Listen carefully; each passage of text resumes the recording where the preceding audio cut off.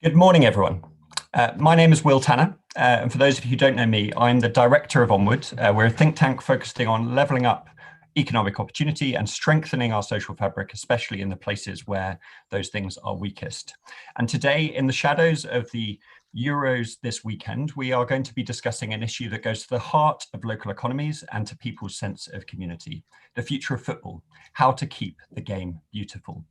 6 weeks ago, the attempt by 6 Premier League clubs to form a breakaway European Super League united fans, politicians and pundits in such fierce opposition that their plans quickly collapsed into disarray and recrimination.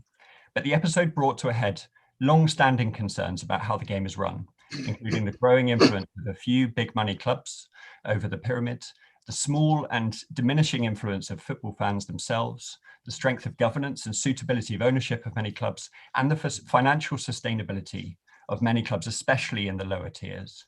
Recent decades have seen several attempts to reform the game, not all of them successful, and we've also seen numerous historic clubs, including Wigan, Bolton Wanderers, Bury FC, fall into administration. We know that the government has now announced a landmark fan-led review of football governance led by Tracy Crouch MP to put forward ways to put the game on a sustainable footing. And that has quite wide terms of reference, including anything up to and including a new football regulator. So today we're going to ask, what principles should be guiding that review? What are the tests by which to judge its success in the eyes of fans? And what types of solutions should it recommend to ministers? We will discuss the case for, and I suspect against, formal regulation of the sport. We'll ask indeed, if there is to be regulation, what might that look like in practice? We'll talk about how to give fans more power over major decisions and indeed perhaps over ownership of clubs themselves, and how to preserve that essential role that football clubs play in people's lives, not just as a source of national pride, but also of great local value to communities. We have a truly fantastic panel to discuss those themes. They are all steeped in football itself, but also policy knowledge about how the sport is run. They need little introduction, but to just very quickly do it anyway. I will first turn to Gary Neville. Now, Gary will be known to all of you, I'm sure. He played for Manchester United from 1992 to 2011, including as captain from 2005, and is England's most capped right back with 85 appearances to his name. He is now a pundit and a commentator on Sky Sports and also part owner of Salford City Football Club. And he's also co-sponsored a petition to try and introduce a formal regulator of the game, which has now got well over the required minimum of 100,000 signatures. Then I will turn to Alison Mcgovern MP. Alison is Shadow Minister for Sport, a post she's held since April 2020. She was elected first as MP for Wirral South in 2010, and she's also an active footballer herself. Was notably reprimanded by John Bercow for playing in the House of Commons a few years ago. Third, I will turn to Lord King. Mervyn King served as Governor of the Bank of England and Chairman of its Monetary Policy Committee from 2003 to 2013. He is now Alan Greenspan Professor of Economics and Professor of Law at New York University and Emeritus Professor of Economics at the LSE. He is also a lifelong Aston Villa fan, briefly served on its board in 2016 before resigning in protest at Randy Lerner's ownership. Our penultimate speaker is Tom Greatrex. Tom is chair of Supporters Direct and vice chair of the Football Supporters Association, so he's here to represent fans themselves. He was previously a member of Parliament for Rutherglen and Hamilton West, and there he served as Shadow Minister for Scotland and Shadow Minister for Energy, so has experience on the Labour front as well. And then finally, I'm going to turn to Lord O'Shaughnessy. James is a member of the House of Lords, Conservative member since 2015. He was most recently Parliamentary Under Secretary of State for Health, and before that served as both number 10 Director of Policy under David Cameron, and also as a prolific social reformer himself, setting up a number of so a truly fantastic panel covering not just football itself, but also much of the kind of policy and political interest around the game. And this event will work very simply. I am going to ask each of our panelists to set out 5 to 10 minutes of opening remarks before we open up to a Q&A from the floor. We will be asking all of you to pose your questions in the Q&A at the bottom of the screen. Please do ask them early to make sure that I can come to them before the end, because I will be finishing promptly at 10:30 to protect all of our panelists' diaries. So without further ado, we can get going, and I'm delighted to hand over to Gary Neville. Gary, over to you. Thank you, Will, and hi everyone. I suppose I had the unique privilege of representing or being part of the sort of 5 key stakeholder groups within football. The Premier League, obviously, was lucky enough to play for Manchester United in the Premier League from 1992 through to 2011. The FA, representing England as a player and a coach through 8 tournaments, not very successful ones, unfortunately, but I was there. I was on the management committee and the PFA representative of Manchester United, and recently was the chair of a selection panel that put forward the independent non-executives as part of the independent review of the PFA. I did, for a short period, was represented by the LMA, my coaching contracts with England and for Valencia, and I'm now a EFL League 2 club owner, but also was part of the National League. And most of all, I suppose, I'm a fan of football as well, and I've watched Manchester United and other clubs in the north of England from the age of 4 or 5. I think I've long felt, having been part of the game for many.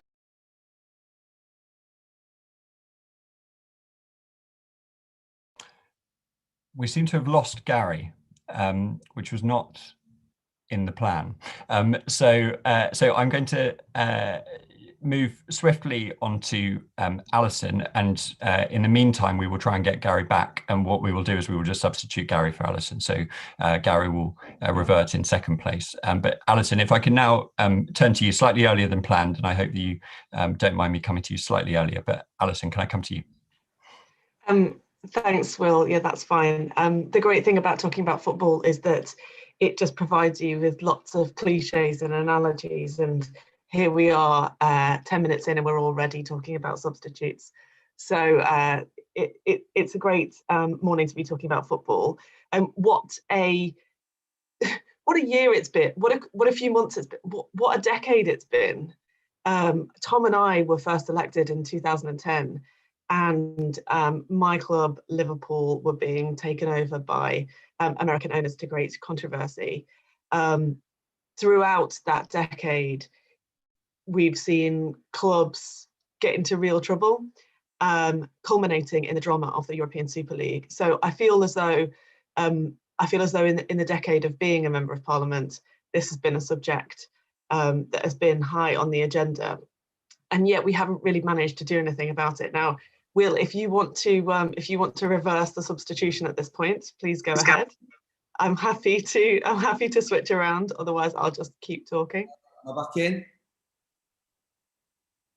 Hello? Alison, if you please keep talking. Gary, I'll come to you after Alison, if that's all right. Thank you. Okay.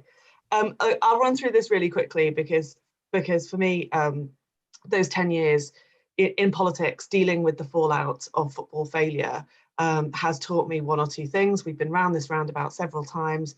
We've been trying to get reform for in the entirety of that decade, and people were on that journey before I was elected. So I'll just say 3 very quick principles that I think we should bring to the review. On finances, on fans, and on inclusion.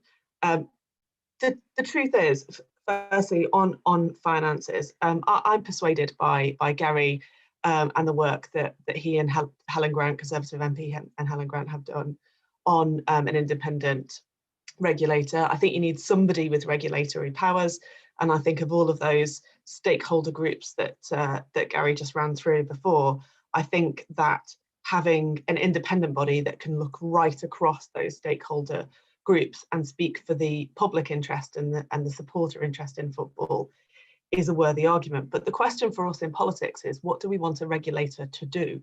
What do we actually want it to do? Because there's not much point setting up a regulator with unclear objectives or the lack of capacity to achieve them. And as I think Jamie Dimon from JP Morgan recently discovered, you can't actually divorce the sense of competition in football from the finances that underpin it. You can't separate the two.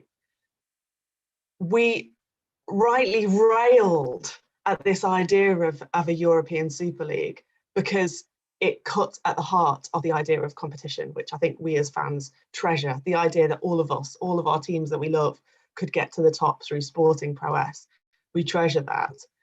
But the reality is that the Premier League and UEFA have not been working well in terms of protecting that competition for a long time. So we need a regulator that's able to make the football pyramid a proper pyramid.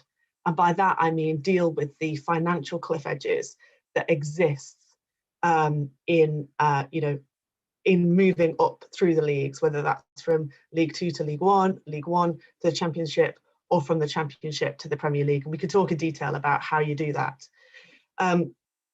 Now, the second point on finances is we need some sort of protection to make sure that clubs don't just collapse. Because I went to Bury in 2019 for the first time to meet the supporters there. I've never known football supporters be so angry as when a situation like the Bury situation happens, because it feels like your identity is being ripped away from you, and that truly is unfair. So we need to make sure that that can't happen. Final point on regulator, some people have said that it will be too difficult, that it's a complicated area, football finances. But I would just say that when I was first elected in Parliament, we were dealing with the fallout of the banking crisis from the crash in 2008. And whilst I'm sure Mervyn would have much to say on the capacities of our banking regulation in the UK, I think it's improved greatly over the past decade. I think regulation is shaping markets in the interests of consumers, and in this case supporters, is something that we can do well in the UK. Banking and finance is much more complicated than football, and yet we have put in place much better provisions. And I think there's some parallels too. You know, who in the world of football should be like the Bank of England and be that kind of independent view across all the stakeholders? What is the equivalent of the counter-cyclical buffer that stops risk pulling down not just one club, but undermining the whole system? So I think we need to ask ourselves some difficult questions about regulation in the world of politics, but I think we'll get it right. Second point, the fans. This is really a question, I think, for all of us as football supporters. What do we actually want our engagement in football clubs to be? Because I think we are going along this direction now of supporters on boards, and that's something that I would support. It's been in Labour's manifesto for the past 4 general elections. It's definitely something that I think that is a good thing, but those supporters are going to have a huge role in championing the interests of fans on boards and making sure that they are an early warning system when things go wrong. I think they're going to need a lot more support. And we used to have an organisation called Supporters Direct, which has become part of the FSA. So how do we make sure that that support is there for them and make sure that fans are able to have a participatory role, not just standing from the outside shouting and screaming when things go wrong? Final point on inclusion. So I'm going to be really blunt here. We talk a lot about the reform of football, but we don't talk enough about the fact that 96% of the time of football being on the telly is men playing football, and that the value of that broadcast time leads to a 99% pay gap for women and men in football. We have Lauren James now facing radical inequality in comparison to her brother. So this is a real stark contrast. And I would just ask everybody who's listening whether they think it's fair that a girl with footballing talent faces such extreme disadvantage in comparison to a boy with footballing talent. I don't think that's right, and I don't think it's acceptable anymore. So whatever else this conversation is about, I think it also has to be about inclusion. And, you know, that also means facing some of the very difficult truths that we've even seen this week in the treatment of our England team on race. So for me, it's about sorting the finances out, asking ourselves the right question about how to make the regulation work properly, as fans, knowing what we want our role to be, and finally accepting that football is not nearly as equal or as inclusive as it ought to be. Thanks, Will. Alison, thank you so much, and thank you so much for stepping in slightly earlier to make those remarks. Gary, if I can now turn to you to kind of complete the remarks that was slightly interrupted by internet failure, I suspect. Apologies. I think I'd got up to the point where I'd explained that obviously I'd seen football from different angles, and particularly in the last 2 years, Alison's just referred to Bury. My mum was the last person standing in the club, or one of four of the last people standing in the club on the day that it went bust and was kicked out of the league. In fact, she took the call from the EFL lawyer Nick Craig. I think it was 11:07 on a Tuesday evening, to say that Bury basically were out of the league. And my dad, obviously, there's a stand there named after him, had been part of the club for 20 years. And then around 12 months ago, through COVID, I was part of the League Two calls and witnessing the desperation on many League Two owners, almost begging the Premier League to come up with a rescue package. It finally came, not as much as it should have been, but it finally came about 8 months later.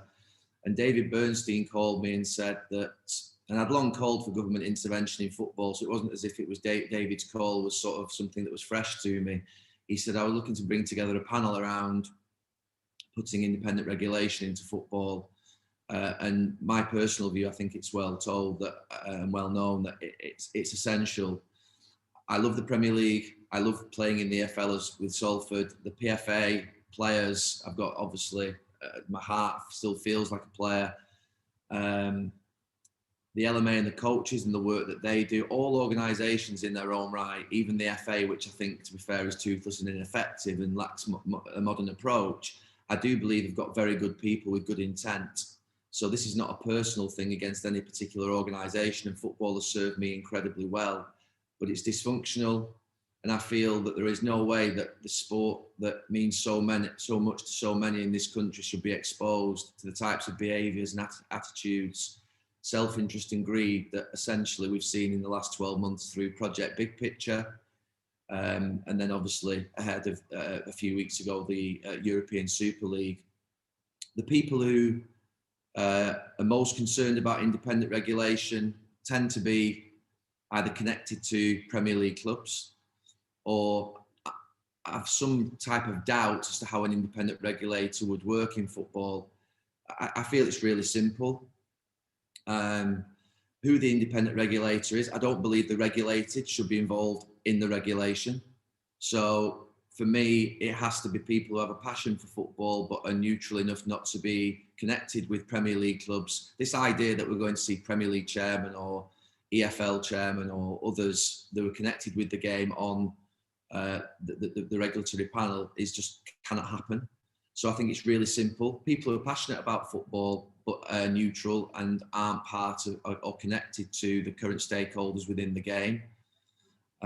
So for me, that simplifies the idea of what the regulator should look like. In terms of the powers of the regulator must have teeth, must have the ability to veto, must have the ability to step in on behalf of the fan, and actually at times on behalf of the clubs.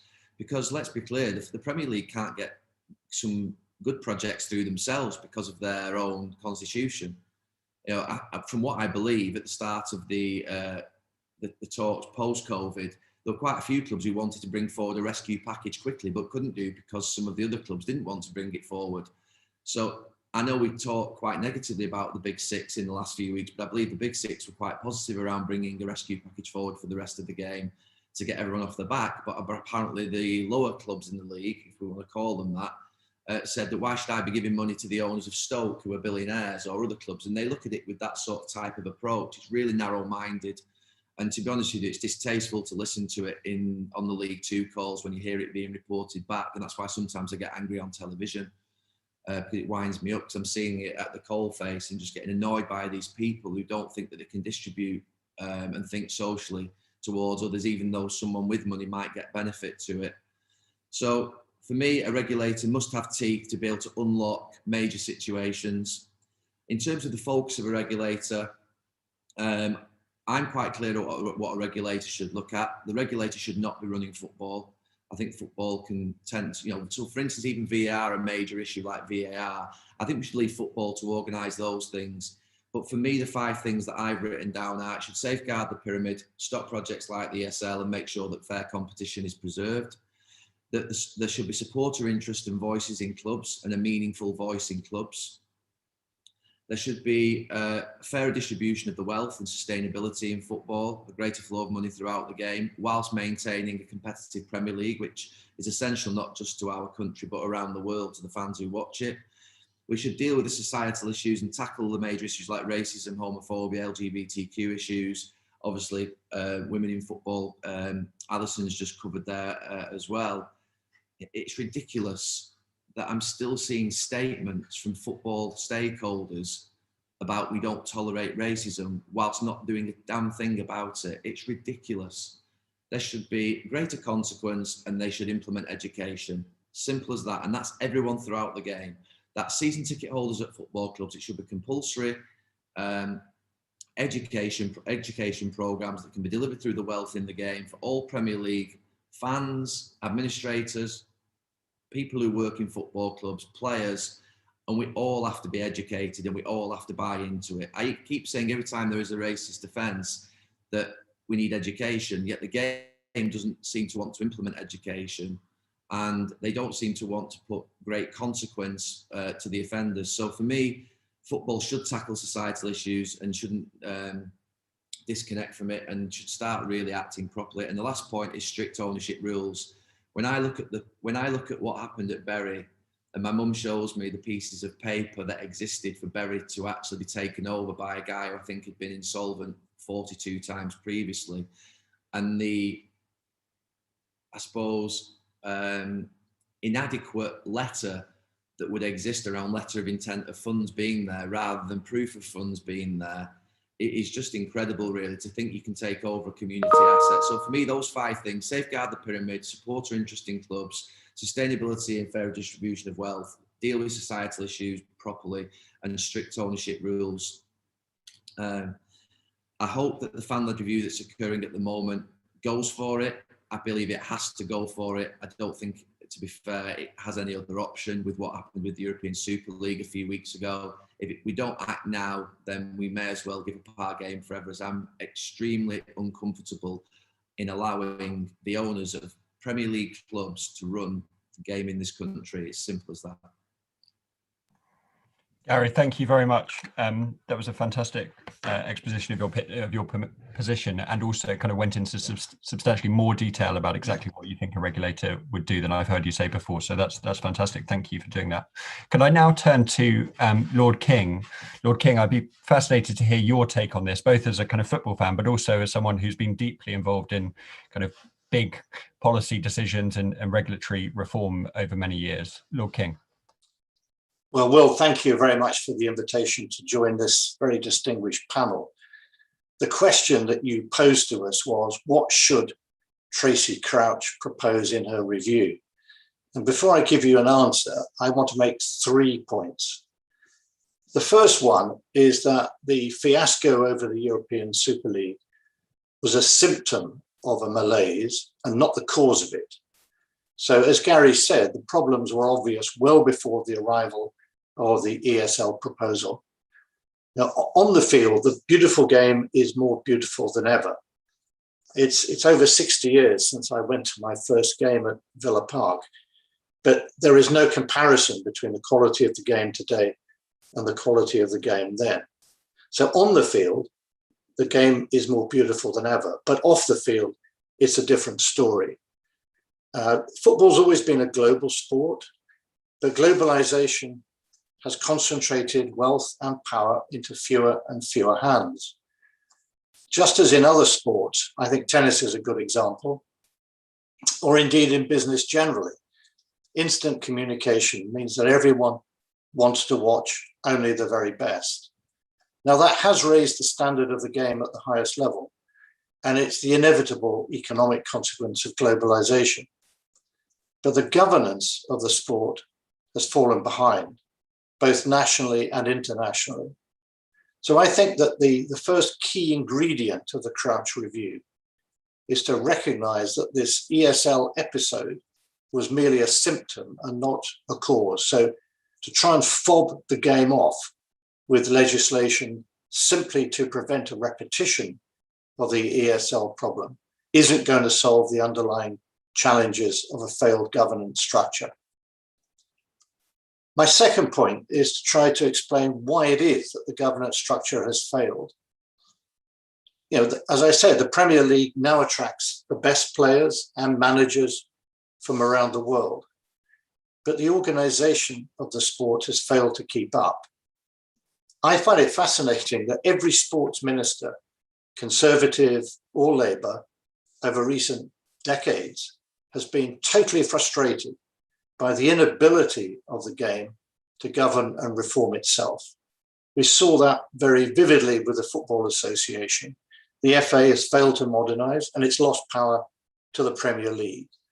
The Premier League itself was divided and unable to prevent a small group of clubs trying to secede and joining the proposed ESL. And the EFL has presided over a catastrophic build-up of debt among clubs in the Championship as they gamble for resurrection. Now, at the heart of each case, the problem is a collective action problem. Both the game as a whole is unable to come to a common view because each individual group is trying to protect its own interests. Premier League against the other divisions, within the Premier League, one club against another club. And this collective action problem can only be solved by either agreement on a governance structure to generate sensible collective decisions, which we've seen the game itself has failed to produce over many years, or the imposition by government of a regulator that would actually solve the collective action problem.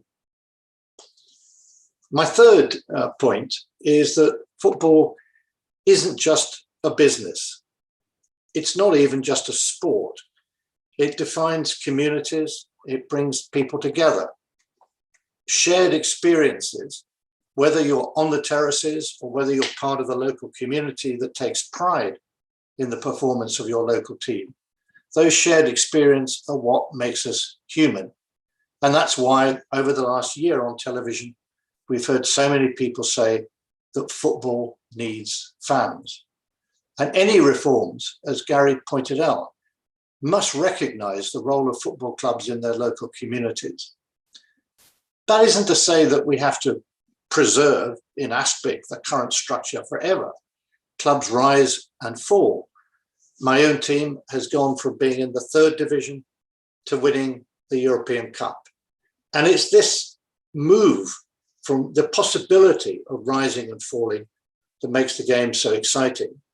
And it's very interesting that it was indeed the fans' reactions to the ESL that would have prevented the dream of a small club rising that actually led to the demise of the proposal itself. So I think any reform has to recognise that the interests of fans and local communities have to be taken into account. And this goes to the point that both Alison and Gary have made, which is one of the key roles of the governance of the game has got to be to find a way to prevent a situation in which a local club can so quickly get to the point of imminent bankruptcy through mismanagement, because that has an effect not just on the shareholders of the club, the owners of the club, but on the community as a whole. So what then is the answer? Well, along with the group, including Gary, and chaired by David Bernstein, the group produced a report and we have proposed an independent football regulator. I think this was not something, we didn't start our involvement in football thinking that obviously if you were starting afresh, football would have an independent regulator. We've come to this through a detailed examination of what football has actually done in recent years. That strikes me as a very good way to think about how to design a regulation. It's the failings of what's happened already under the existing structure that makes the compelling case for an independent regulator. Such a regulator could, I think, resolve the collective action problem, and it can represent the interest of fans and local communities. Only, I think, an independent regulator is likely to be able to enforce fair play rules and to ensure adequate controls over ownership of clubs.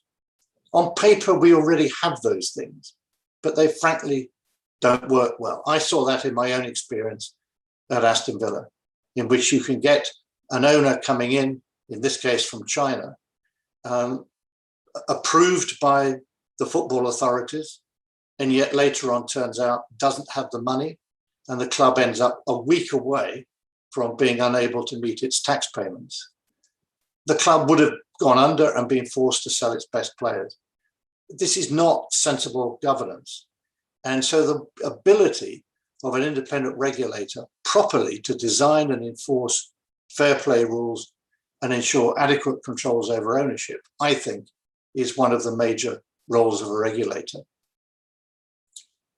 Another example, which has been one of the weaknesses of American sports, they have designed an economic model that makes sense, which is the closed league. That makes sense for the clubs and the owners, but it hasn't prevented conflicts with local communities.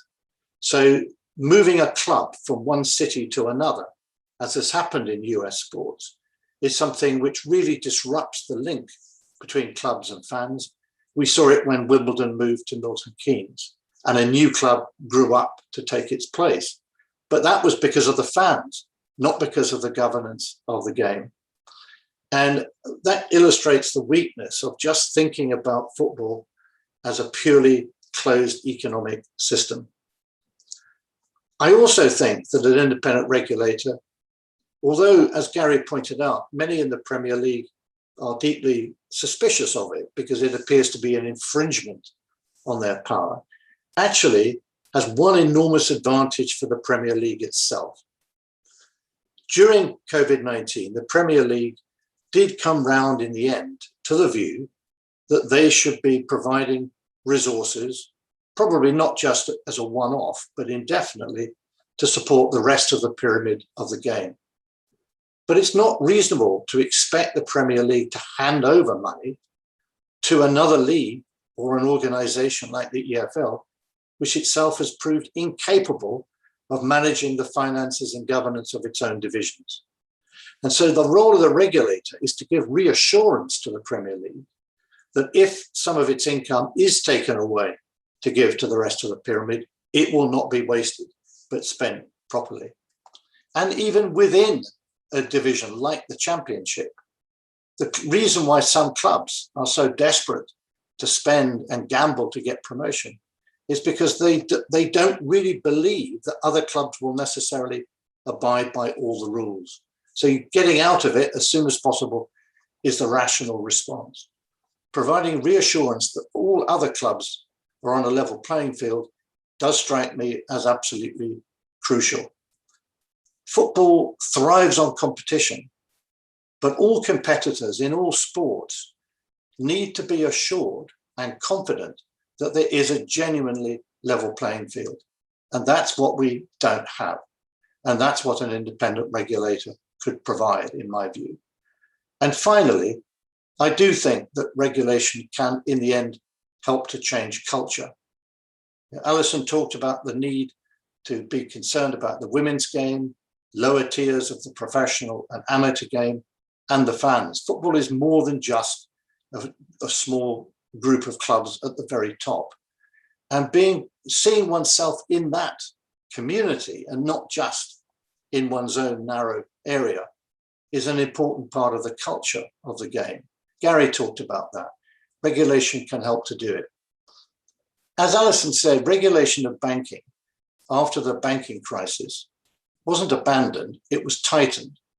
And we tried to improve the method of regulation, and indeed a new regulator was set up. Self-regulation had been abandoned in the financial area a long time before that. There is no scope here, I think, for believing anymore that self-regulation will work.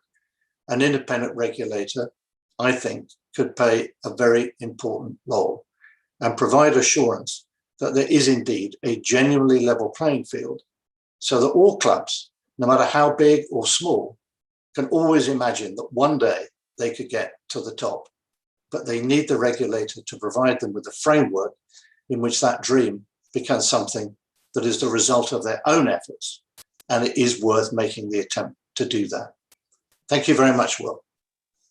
Lord King, thank you very much. And I'm fascinated by, or very taken by your description of this as a kind of classic collective action problem that requires intervention in order to solve it. I will now turn to Tom Greatrex. So we've heard from 3 speakers, all of whom have been pretty supportive of the idea of formal regulation in football and kind of taking the leap that previous governments have not been willing to do in terms of formally regulating the game. I'd be fascinated to hear from Tom specifically about what is fans' views of this, and what engagement have you done, and what do you think the review needs to do in order to be a success in the eyes of your members?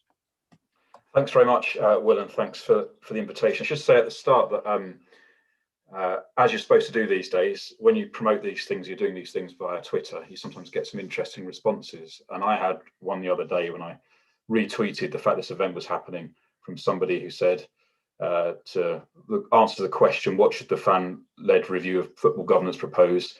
So the answer is, of course, nothing. There is no need at all for government to fuss or bother over football. I bet nobody at this event says British football is in the best state it's been since the 1950s, no need to change anything. Which I thought was a really interesting take on where some attitudes might be more widely in this debate. Is why is the government interested in football? Why are politicians, why are people who are being involved as administrators, players, so interested and determined and involved and spending their time and energy into addressing this? And I think it comes back to something that Lord King just said, really, fundamentally. It's because the current system just does not work. And whilst the Super League may have been the thing that galvanized the attention to the extent that the fan-led review started, we shouldn't forget that the fan-led review was promised in a manifesto as a result of other things, of Bury that Gary talked about. And for every Bury and Macclesfield you can talk about, you can go through relatively recent years of clubs, Wigan, Bolton, Blackpool, Charlton. Go back to the 1980s and club that I support, Fulham, when a property developer bought our ground and said they're going to merge us with a neighbouring club so they could maximise the value of the site of the ground. So these issues are not new, and attempts to try to address them or resolve them, as we've heard already from Alison and others, are not new either. I think what is new, though, and what's different now, is actually getting to a point where I think the usual approach of football authorities, the Premier League, etc., which is to make some sympathetic noises and gradually hope it all dies away again and people move on and focus on other things, I've got a pretty good sense that isn't going to work this time. And I think that's where we are, and that's why the point that Gary made about the need for boldness coming from the fan-led review is absolutely crucial at this time. I think, look, don't want to repeat things that everybody else has said, and it's a bit difficult not to just basically agree with everybody. But so I thought what I'd do is just try to say, I think there are 5 areas I think that are really important in this, and key principles from the supporters' perspective. And this comes from work that supporters directors previously existed and now part of the FSA have done over a long number of years on these issues. And when you try and boil it down, I think it comes down to 5 points. Firstly is about stewardship of clubs. As we've already heard from just about everybody, clubs are not just businesses, they're not just sport institutions, they are integral to many communities and the way people feel about their communities, and have a massive power to sort of get people's attention and involvement, and then that can be ripped asunder, and you can see the impact of that. So currently, and as we've seen with Bury most starkly, but also in very many other cases, people can take control of clubs who frankly are not suitable to be able to do so on the basis of a pretty shoddy test, which is a snapshot moment in time, very simplistic approach. I think we should move much more towards an approach of club licensing where there is a code of practice that is constantly assessed rather than just be a snapshot at one particular time. And that is an approach which is more like stewardship. We hear about people talking about being custodians. Actually, there are lots of good owners of football clubs who do get that and do approach it in that way, from at all levels, from those involved in non-league, but also, right up to Leicester City, for example. You can give as a very good example of a club that understand the impact on their community and the galvanizing the spirit in the city and everything else that can come through what they do with the football club, and all the way through, and there are clubs in League One and League Two that do it very well as well. So it's not all bad news stories. So we should take the good from the ones that are well done and use that as a way of being able to share that and share best practice, so that we can get into a situation where we don't have clubs in those types of crises. The second point, I think, is about regulation and independent. And what do we mean by independent? Well, what we mean as the Football Supporters Association by independent is independent of the clubs. Because every time there's been, even amongst the corporate bodies of the football authorities, a desire to do something, relatively minor changes, they've been stopped by the self-interest of a big enough proportion of their clubs. The clubs make the decisions. And that is something which I think at some levels needs to be taken out of the hands of the clubs if you want a sustainable football pyramid for the future. And regulation is not something that doesn't happen in other areas of life. Obviously, I've heard about that in terms of financial services. I deal with it all the time in relation to energy in my sort of day job. Regulation exists for reasons, and it can work pretty well and effectively as long as the duties are set out appropriately. And that's what I think is important. People will ask whether that should be part of the FA or not. Frankly, I think the FA, as it's currently set up, isn't suitable to be able to do it. It's too riven by the same issues and conflicts and influence of some of those who will be regulated.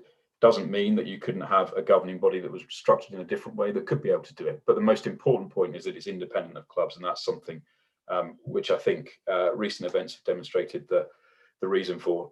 Third area is in club ownership and supporters' rights. People talk about 50+1. People talk about supporters having shares, and there are examples of those types of models, or a golden share. I mean, I think what all of these different mechanisms need to be able to do is to ensure there are rights for supporters to be involved in their club. And the reason I say that, and it comes on to my next point, which is about supporter engagement, is that where clubs engage and involve their supporters, they tend to avoid making bad decisions and tend to make decisions in a way and do things which are welcomed by the supporters and help to build the spirit and the integrity of those clubs. That's something which is a much stronger test of supporter engagement than saying, well, we'll put somebody on the board.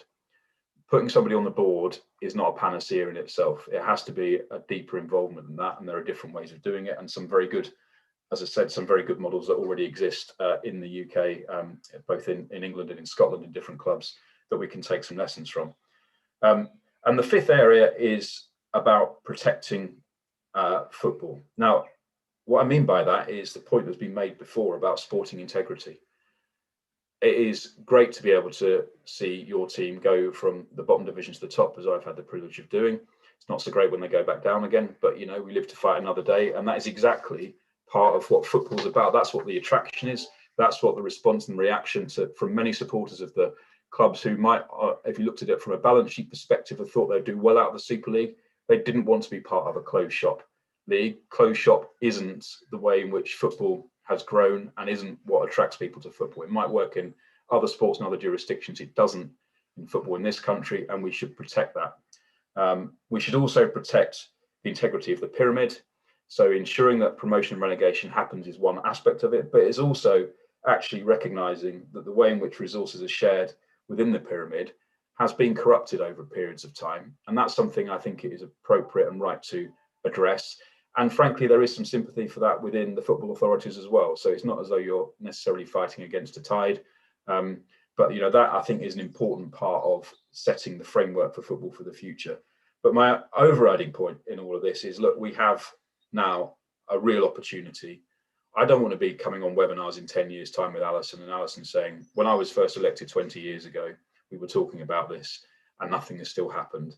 I would actually rather be in a position where in 10 years' time, we're talking about how we manage to fix some of the issues in football that ensure that it retains its characteristics as a sport that people fall in love with, that they get frustrated by, they get huge amounts of joy from, that's associated with their communities and their families, and is something actually which millions of people are involved in and love, be that men's football, women's football, in the Premier League, in the EFL, in the National League, or wherever. That's what we've got an opportunity to do. I don't think it's too ambitious to suggest that it can be done this time. It certainly should be done, and I hope that's what Tracy's review helps us catalyse towards happening. Tom, thank you very much, and heartily echo the sentiments that you finished with just there. It does feel like we must get this right this time, whatever the final solution looks like. Can I now turn to James O'Shaughnessy? James, you're our final speaker, so you have the opportunity to react and respond to what others have said, and also to perhaps kind of bring together some of the different threads of the conversation, and then we'll open up to a Q&A from the audience. We've already got lots of questions that have come in, so look forward to that discussion too. James.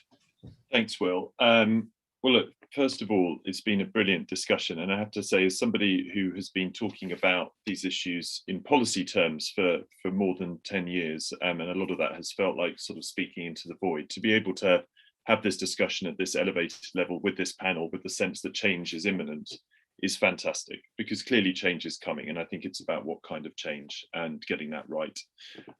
Just a quick plug, which you haven't given already, for Onward has done research in this area, promoting community sports clubs and ownership, and I don't think it's portraying a confidence either to say that the Chancellor has been very interested in this issue. Indeed, people will probably forget now, but if you go back to the budget just before the pandemic in March, he was actually talking about using the Community Ownership Fund to support fan ownership of clubs. So there is very strong support for this agenda.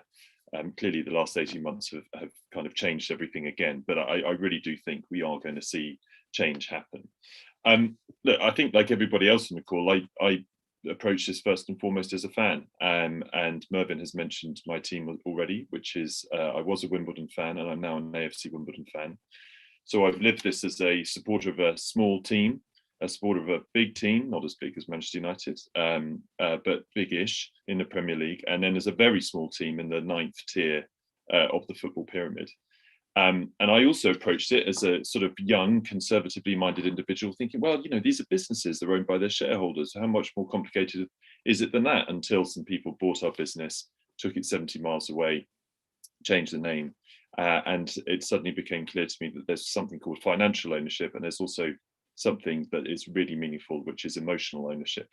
And you can't detach the one from the other. You have to look at them both. And that is why there is a very strong case, I think, for some kind of intervention in football.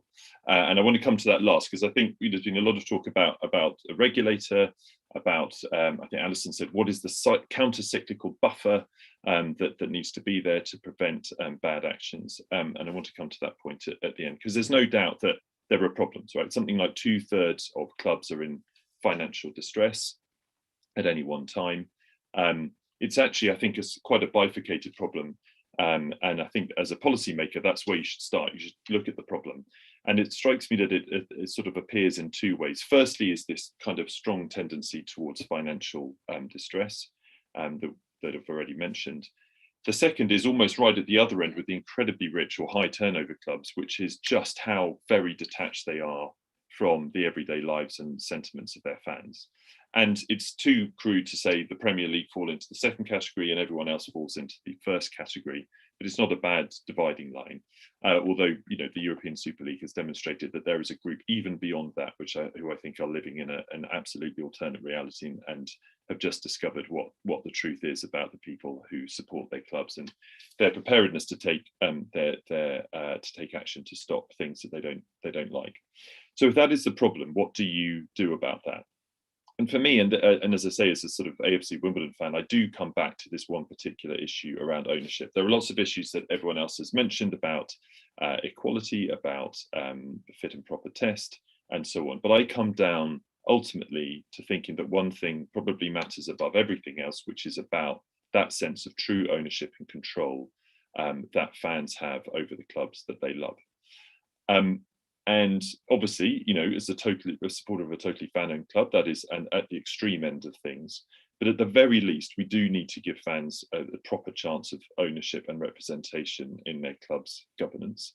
The 50+1 is very attractive, to be perfectly honest with you. I don't really see how we move to that in one fell swoop without destroying economic value. And as Tom said, there are very good owners out there operating on a sort of traditional model of ownership. I don't know why we would want to disturb that, but creating an opportunity for fans to take a minority position in their clubs, 10–15% of stock being made available to them for purchase and representation on the board, I think would be a positive as a minimum. But nevertheless, you are still going to get clubs that fail. And I think it's actually at the point of failure you have a real, not that anyone wants that to happen, and hopefully with proper regulation it will happen less, but it is always going to happen because people are going to chase the dream. And actually that's, I think, the point at which you have the opportunity to truly transform ownership.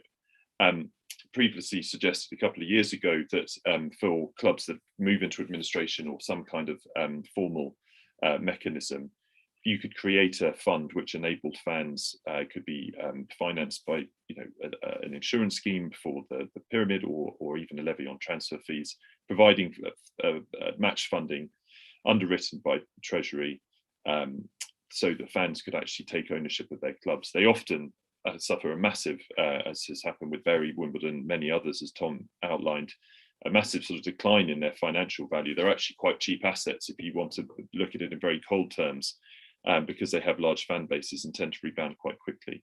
And there would be an opportunity for those that do fail to actually totally change their ownership model swiftly so that they don't get in that position again. And that we actually prevent that happening. That's for the kind of worst end of the market, if you like. I think for everyone else, we do need a position where it is much easier for the fans to take ownership, indeed mandated that they are able to get minority ownership at least, and to get the representation on the board that comes with that. And so with that, that's my answer to the ownership question. I'm sure we'll discuss it. The question then finally is, okay, well, what is your mechanism for doing that?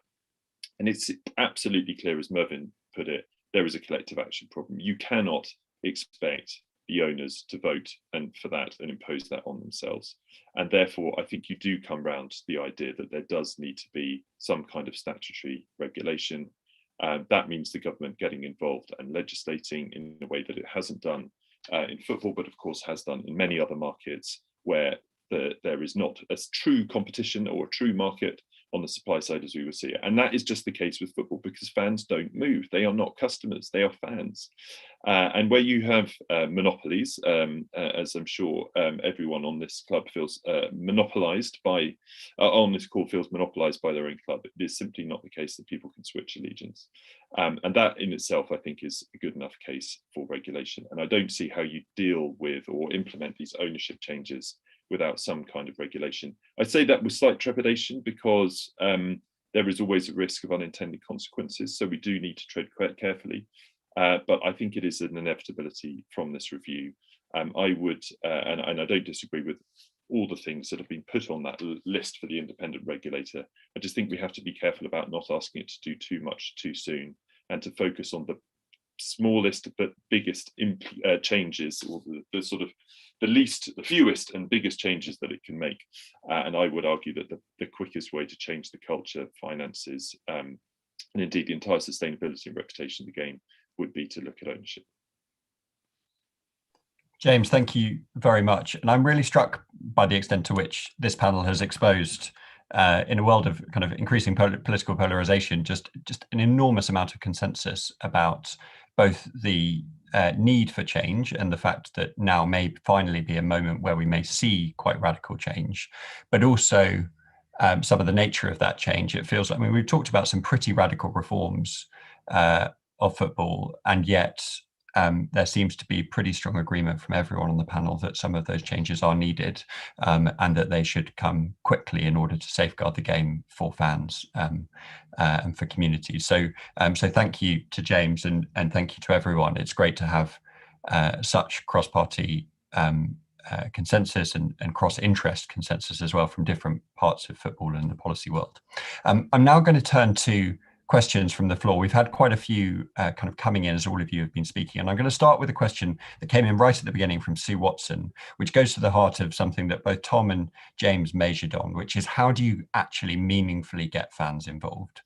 We've kind of talked about different ways of doing that. We've talked about direct ownership, including and up to and including 50+1. We've talked about kind of engaging fans through governance structures, putting fans on boards of clubs, etc. Tom, you in your day job or in your role with the FSA, you directly engage fans in lots of kind of policy discussions, and I know that you're doing work with the review to try and ensure that your members are heard by Tracy's discussions. And just kind of there was a kind of question for the review itself, for the regulator, if there were to be a regulator, and indeed for clubs themselves, about how to get fans' voices heard in some of those decisions, and for that to be an ongoing process rather than just a kind of fig leaf. And I just wonder how the panel feel is the best way for clubs, regulators, politicians to engage fans in some of these massive decisions about the game that they love. Perhaps I could start with Gary, and then come to each of you in turn, if that's all right. Gary, how would you engage fans if you were in charge of the review, in charge of the regulator, as a politician? I think I would look at football clubs like a listed building, where you need permission for works. I think that's the simplest way to introduce things in a quick fashion without changing ownership structures. 50+1, fan share schemes, which are all, I think, going to be potential things that could be introduced down the line. But for me, I feel like a listed building approach is something that, important items that need to be protected. That could be, there has to be transparency around financial transactions, share swaps, introduction of debts against assets of the club, changing the name. Other thing, and I'm not being exhaustive here, but things like that I think could just be introduced quite quickly by the panel. That I think liaising with the FSA and Tom and fans generally, I think you could get to a list that. I'm a football club owner. I have no problem with it whatsoever. I think that anybody who fears independent regulation must have something to hide. I don't understand why any football club owner would have any problem with opening their books, disclosing their wages, understanding their share structures. Why would I have a problem with that? I have no problem with it whatsoever. So from my point of view, I think that to me would be the easiest way. I think it is. I think James mentioned about doing it in stages. I think that to me would be stage one.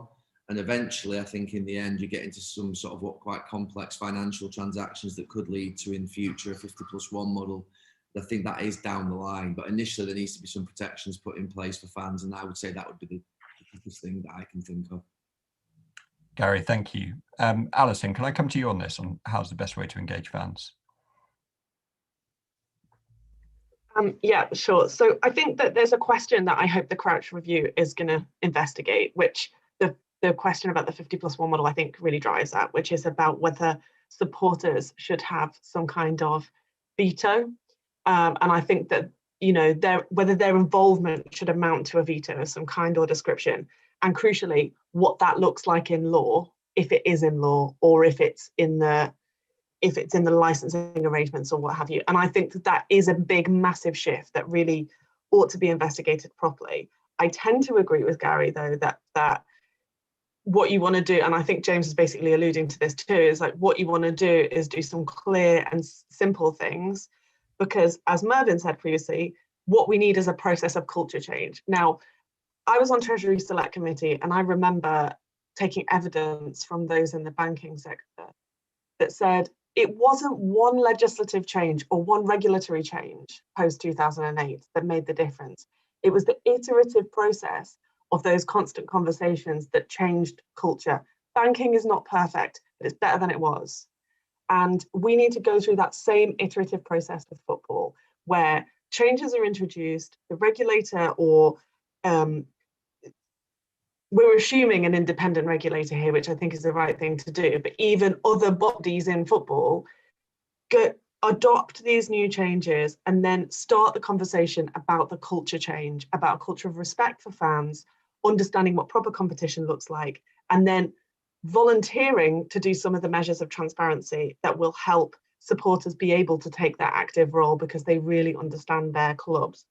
So I think the things that I would do immediately would be train the owners and directors test. So that's an ongoing test rather than an initial snapshot, because that starts that ball rolling in terms of the culture change.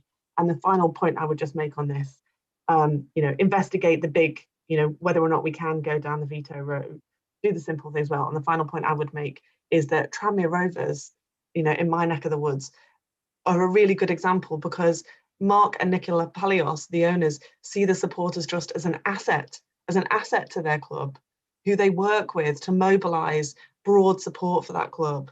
And so I think people can, as Tom was just saying, really learn from those owners who are already getting it right. Alison, thank you very much. Tom, can I come to you next on this kind of vital question about actually how do we get fans' voices heard, both in the review process, which is ongoing, but then also in the longer term for both regulators and clubs themselves? Yeah, I mean, well, in the review process, we know that Tracy Crouch had a panel of hearing from supporters' trusts and people involved at different levels of the game, and I think that's really vitally important. I think that's what fan-led means. Actually, it's not about a fan doing the review, because everyone can say they're a fan, but actually it's about the issues that are of most concern to supporters are being addressed by the review, and I think that the evidence they'll get will bear that out, and I don't think it's massively different to the things we've been talking about this morning. In terms of how you do it, I think I made the point before, and I thought I saw someone say it in the chat.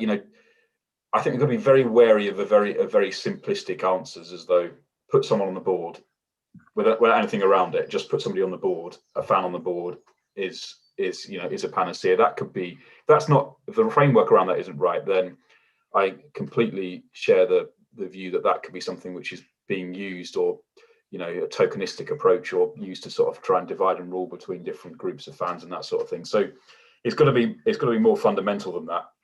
And it does come back to that culture point that Alison was talking about. I don't really see how clubs lose from being a bit more open and transparent about the challenges they face, why they face them, how they're planning on addressing them, taking the views of the people that will always be there. The supporters will always be there, and they have, the long-term interests of the club at heart. And just as with that Tranmere example, seeing those supporters groups as an asset, as a resource, as a way of being able to make better decisions, to avoid making really bad judgments that you might not get if you're an owner of a club who hasn't been involved for generations. All those types of things, I think, are sort of the framing that I would put on it. And just moving away from this sense that you get with bad owners and some clubs that you can just ignore the supporters, or almost worse than that, you can belittle them. They don't understand what they're talking about.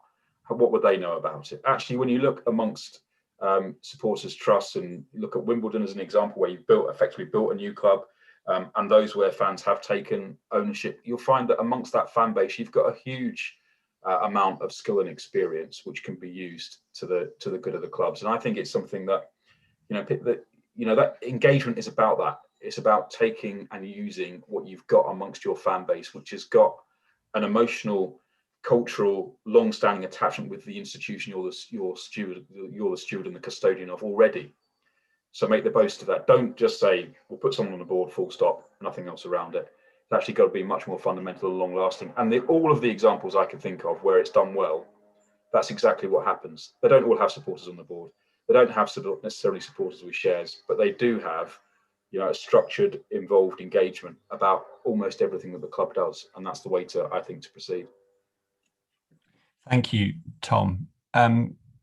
Lord King, would you like to come in on this question? I can very easily move on to further questions if there's nothing that people want to add. So just very briefly, what's come out of this discussion, I think, is the distinction between protecting fans and involving supporters. Both are important. Protecting fans goes to the heart of what Gary and Alison talked about, which is to ensure proper financial ownership and management of their clubs, the fans' clubs, and to prevent things like moving a club a long distance or changing the name. Those things are important. But Tom talked about a different thing, which is involvement of fans. And I thought made a very important point, which is it isn't just a question of having people on the board or having votes. It's actually a question of clubs realizing that they can benefit themselves enormously by trying to involve the wide range of expertise and experience that resides in their fan base. Because the classic simple-minded model of how this relationship is often seen is when owners say, and sometimes in the past with justification, that the fans do two things. One is they demand that the owners open the checkbook and pay out a lot of money to buy new players, and at the same time they want lower ticket prices. But the way around that sort of distance is exactly as Tom said, to involve fans in a discussion of the challenges, financial and otherwise, of their club in such a way that everyone appreciates what the problems are. And that is the only sensible way to create a sustainable relationship between owners and fans, I think. So these two different dimensions of protection of fans along the lines that Gary talked about and involvement of fans in the sensible way that Tom talked about. It isn't just passing a bit of legislation to introduce a 50+1 rule. It's something which is more organic, I think, and will take longer, but will be more valuable for that reason. Thank you. James O'Shaughnessy, would you like to come in on this question quickly? Just very briefly, I mean, Gary put it very well, I think, and he said that good owners or people trying to do the right thing have nothing to hide. And, you know, I think Alison sort of underlined that as well by pointing out that there are plenty of good owners on the traditional model too. And, you know, I think that is a very important point. And I wonder, and I don't know if the review is going to get into this, but the extent to which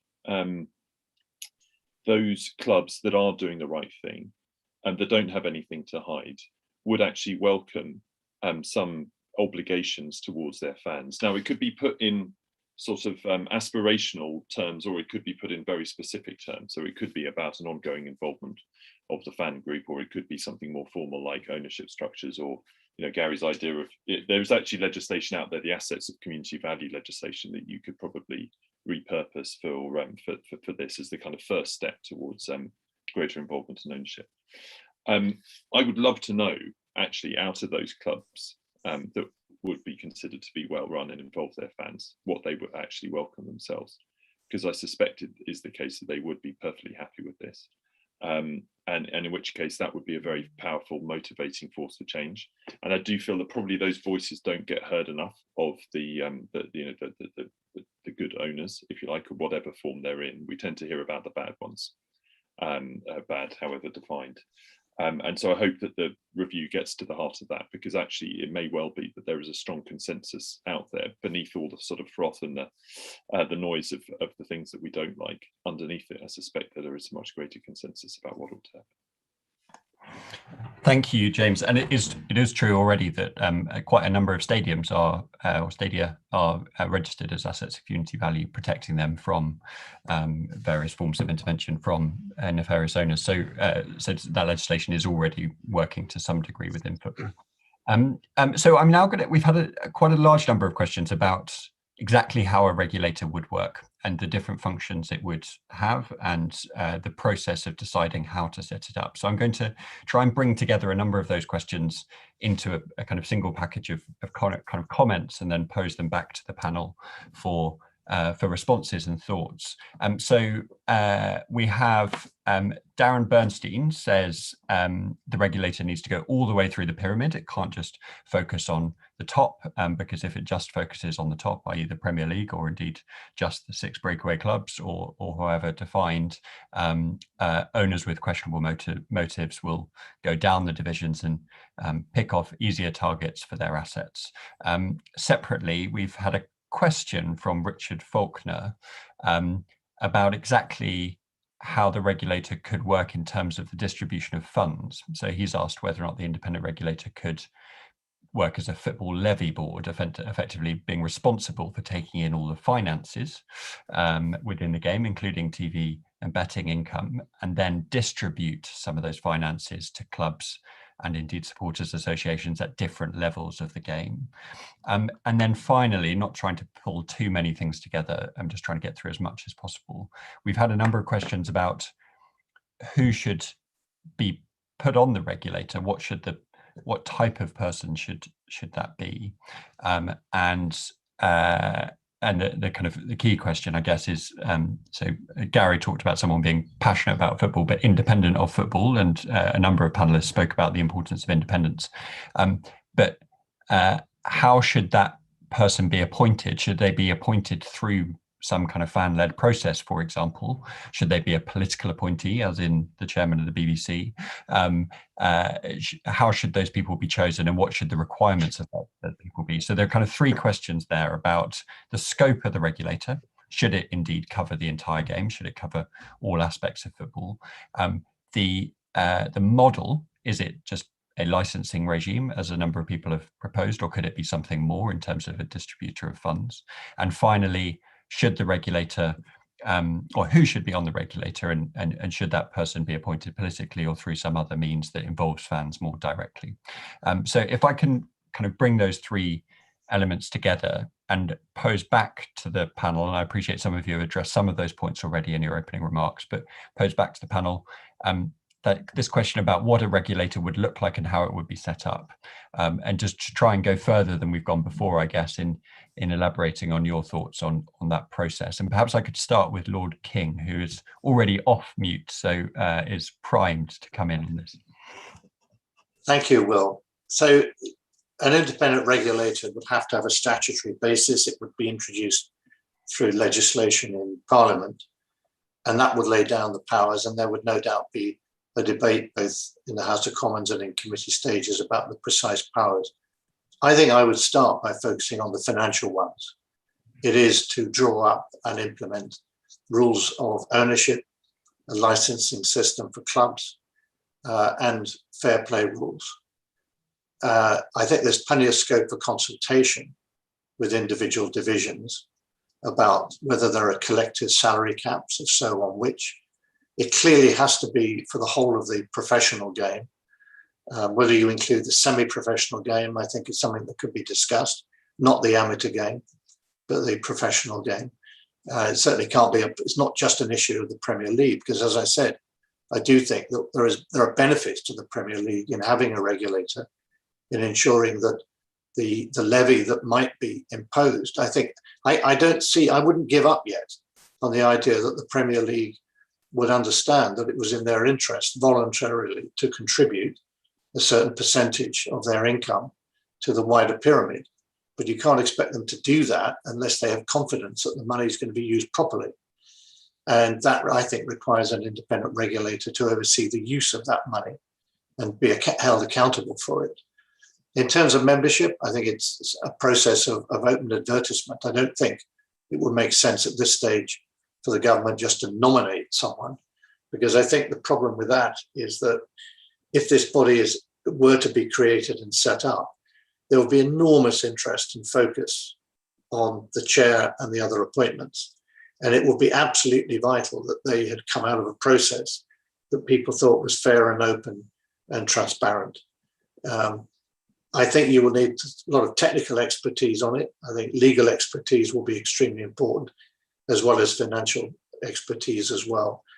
And it should be a body chosen for its professional attributes, because there's no point having people who are simply passionate about football who are unable to get to the bottom of whether or not a club is abiding by fair play rules or have the ability and the resources to investigate the background of the owners. And I think, as Tom pointed out, the judgment on whether or not owners meet the requirements of a licensing system is not something that is determined only when there's a change of ownership. It is an ongoing thing as well.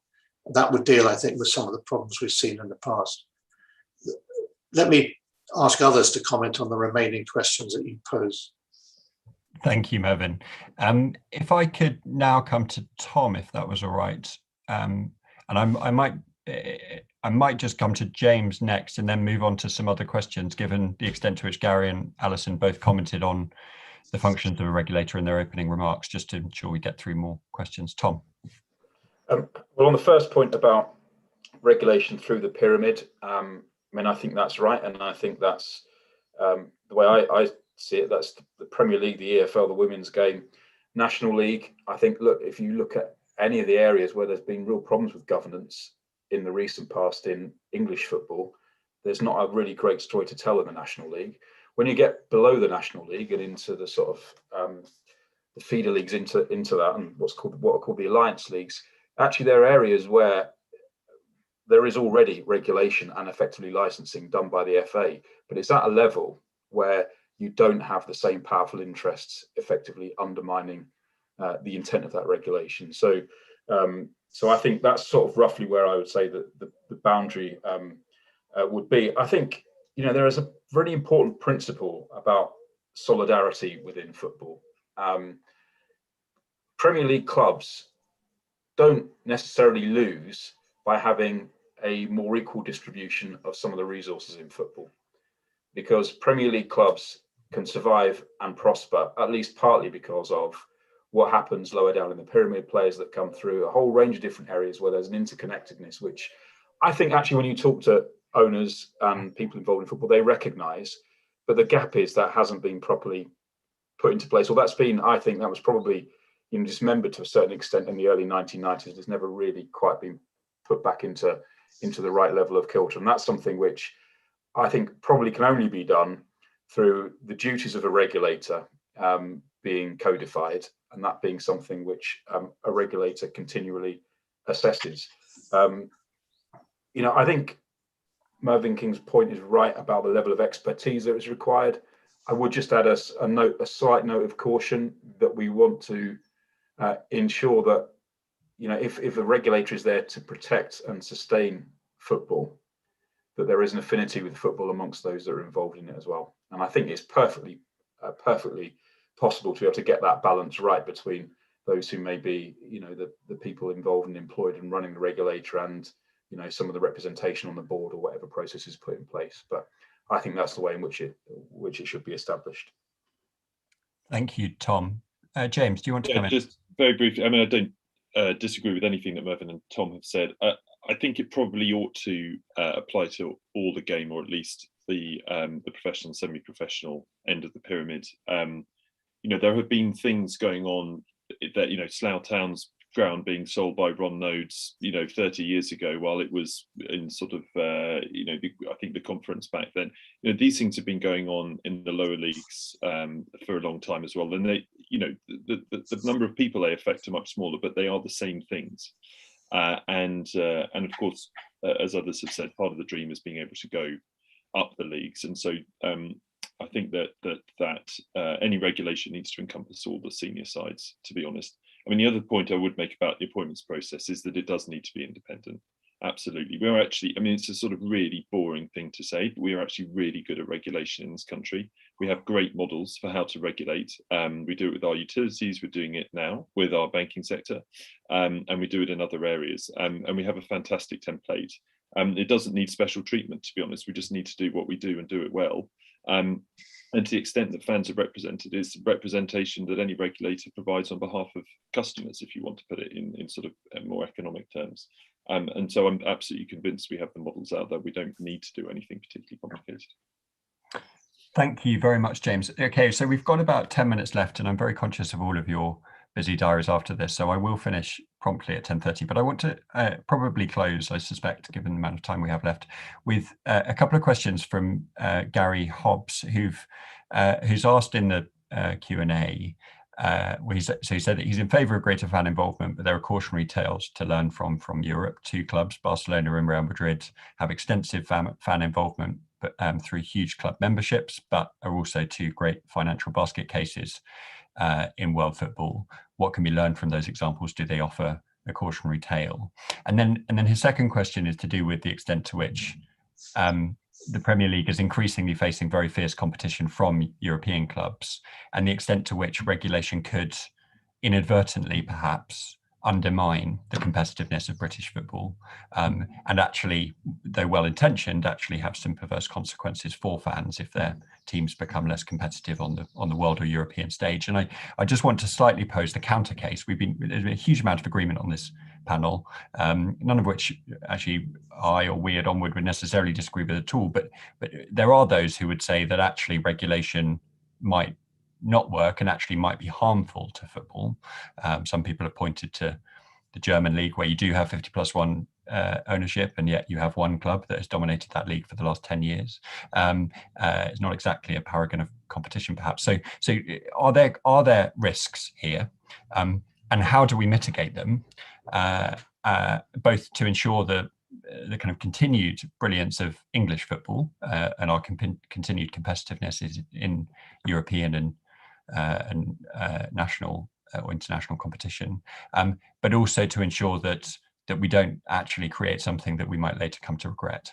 So can I start with Gary and then Alison, because you have been patiently waiting while others have answered, and then I'll come to the final three panelists for your concluding remarks as well. Gary. Yeah, I don't see this regulator having to invade football here. They know what to do, by the way, the Premier League. They know they have to pass a bit more money down. They know they have to have stronger fit and proper persons tests. They know that they have to deal with these societal issues. They know what to do. You just have to poke them. So I would, purely if I was a regulator, would just say to them, come, go and bring me a proposal back of how much more money you're going to pass down the leagues. I'll have a look at it in a couple of weeks, and they'll come back with a bit, and it'll be a negotiation, and they'll argue for 10 million of clubs 200 million and 15 million of clubs 300 million, and part of it will go to the FA, part of it will go to grassroots, part of it will go to the FL clubs. I agree with Mervyn's point around making sure that it goes to areas where it's used well, and the Premier League should rightly look at those things. But I don't see this as being anything particularly spectacular. I see basically the regulator asking questions of football to do things in a fairer and better manner. And they know what to do. They know they should pass more money down through the pyramid. Is it right that the top of the Championship has £6 million and the bottom of the Premier League has 100? No. So should we just close the gap a little bit? Yeah, that's fine, no problem. Honestly, I really don't see this as being something of a risk. And if you think football is running correctly today, then you accept status quo. This risk that a regulator could come in and do a worse job on racism, or a worse job on distribution of funds. They're not going to ask the Premier League to give less money to the rest of football. So how can they actually, mess this up? So I don't see the fear. I don't think of it as being something particularly great. It's about ensuring that you've got someone who can come in, has the technical ability, I think, as Mervyn has said, but also understands football and has that feel of football about what's right. And the idea that I think there was a question put forward around, we could be less competitive in Europe because of the fact that more money is disappearing out of the Premier League. These Premier League clubs have 25, 30 players, an average of £4 million a year. Can you do with a couple of players less? I think you can. I mean, that's what we're talking about here. We're talking about clubs having squads of 23, 24 rather than 28. And those players that are squad number 25, 26, 27, 28, 29 that they loan out, that are on 2, 3, 4 million pounds a year, that money just goes down through the leagues and through the system. We can cope with it. Just one point I wanted to make. I mean, the governing body and independent regulator of football in this country should be the FA. That is what the FA should be there to do. So I'm not against the idea of an independent regulator coming in for a period whereby they modernise the FA, reset the FA, restructure the FA into the body that it should become, and then hand it back so that actually the FA takes over as what it should be, which is the guardian of the game. So I don't know if I've answered your question, or I've just gone off on a little bit of a rant there, but ultimately I don't see this as being a really complicated thing. I really don't, because the 4 or 5 things that we're talking about, if you go to Steve Parish at Crystal Palace or to Daniel Levy at Tottenham, say, for instance, and say, if you were in the Championship or in League 1 or 2, would you like a little bit more money passed down to you? They'd say yes. Well, why don't you do it now? Just do it. Do the right thing. They know what to do. So the regulator is there just to sit on top of them and ensure that they do it, not to do anything really what would be remarkable. Thank you, Gary. No, that was a perfect answer to the question, not a rant at all. Alison. Thanks. Yeah, 3 points in response to all of that, just dead quickly. People mentioned the German model or the Spanish model or whatever. I think we are not going to take a model of regulation from somewhere else, i.e. Germany, and impose that on, you know, the English game or any of the other parts of the United Kingdom. We need our own system that comes from our own culture. But the lesson from Spain is that you've got to understand the finances. That competition in football is driven by finances. So whoever the regulator is and whatever they do, there's going to need to be a heavy emphasis on getting the finances right so that it underpins good competition and sustainability, to make sure that nobody faces that Bury or Wigan situation again, which is my response to the sort of isn't the status quo great thing. Being a Liverpool supporter, oh, well, I've had an interesting couple of seasons, put it that way. You know, when we won the league after 30 years, you know, people described it as 30 years of hurt. It wasn't. It was 30 years of great football. Sometimes we won and sometimes we didn't win.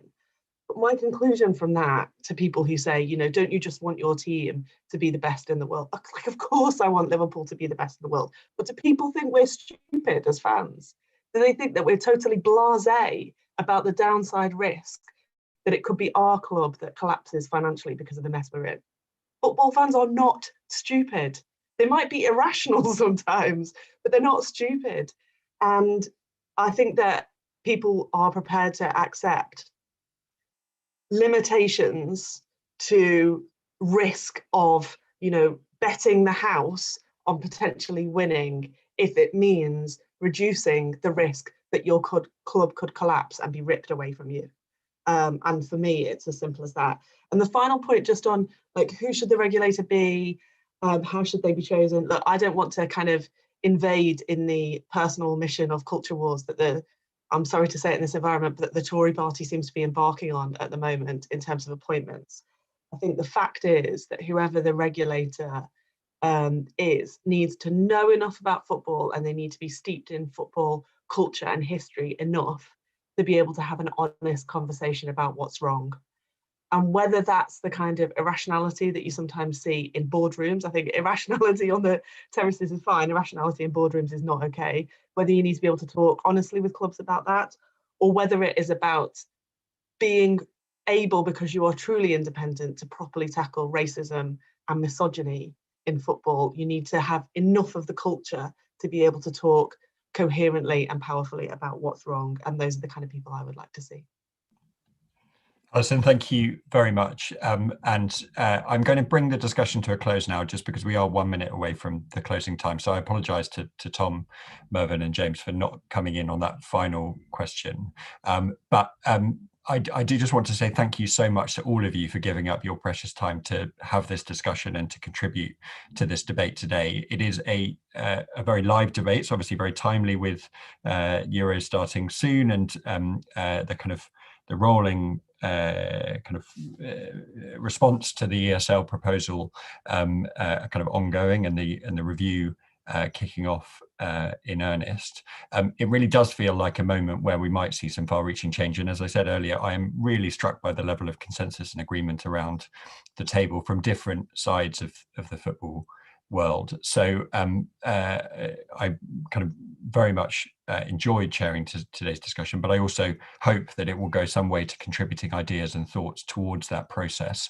We at Onward will be writing up a summary of today's discussion, circulating that to key stakeholders in Parliament and around the world of football. If anyone would like to engage with us on these issues, please do just get in touch with me or my team at office@ukonward.com.